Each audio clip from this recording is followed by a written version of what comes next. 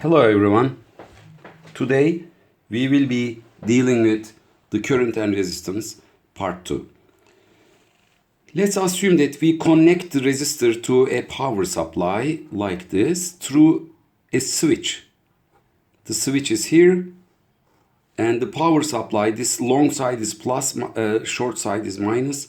Let's assume that we apply a potential difference, and as soon as you turn the switch on, the current will flow, with also the charges will flow, and then these electrons will move in the reverse direction. Actually, this is what we know, and because of the collisions and the type of the resistance, there is a amount of heat produced and the energy is lost through the resistor. That's why the current limiting device is the resistor, okay?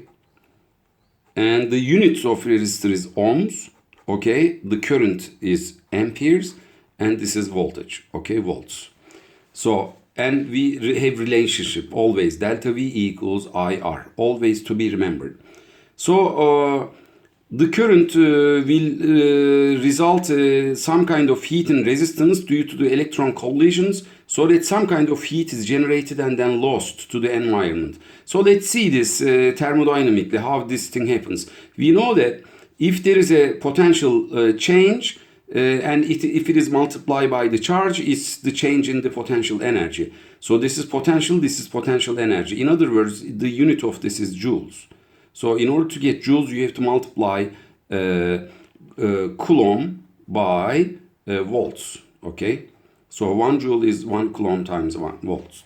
Okay, so we know also that the power is the time change of the energy, okay, potential energy. So if we do this, d over dt, okay, q delta v, and then this will give us dq over dt times delta V, if delta V is constant, of course, because this is the DC power supply.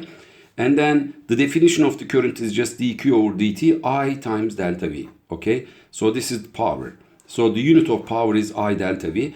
And using this relationship, we can also write the power as not only by I delta V, but we can show it by I square R and delta V square R. So all of these relationships are okay. So the result is watts. So what's happening is that the power supply and also the resistance, let's assume that there are two systems. The first system, energy provider, the second system, energy dissipator. So the energy is being transferred from the power supply to this side, okay? So this is some kind of energy transfer. Okay, because of this energy transfer, resistance is heated and then it radiates the energy. Now let's give an example, okay? In this example, we will have two lamps connected to a power supply, okay? Let's say the power supply is plus and minus delta V, and then we continue downward and then put a light bulb. Remember the light bulb that we talked about last time? So it is a tungsten wire, and then as soon as the current passes, it starts glowing up. And we have another type of light bulb which has different power ratings. Okay, it will also glow if the current is passing. So now the powers of these light bulbs are given as P1 and P2.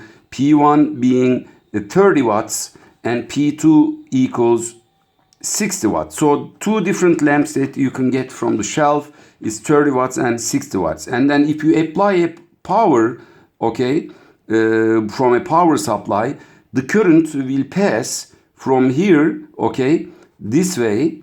So always the current is going away from the plus side, coming into the negative side.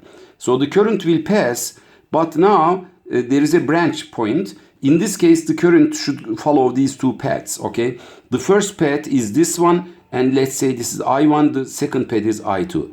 So basically, I1, the current one is passing through the first lamp, and the current 2 is passing through the second lamp. And because of conservation, we should say that I should be equal to I1 plus I2. So this is something to remember always.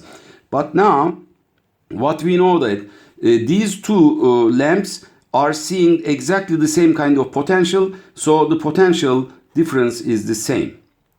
In this case, the P1 is equal to I1 times delta V, which is 30 watts, okay?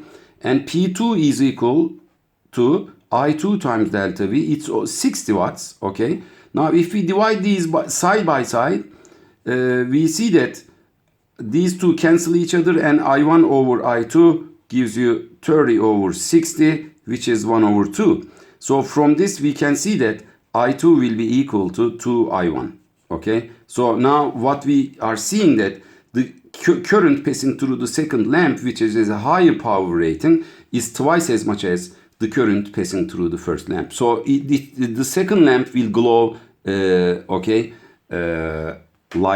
more lighter, okay, because the current is greater. So this is the first example that we completed in this chapter.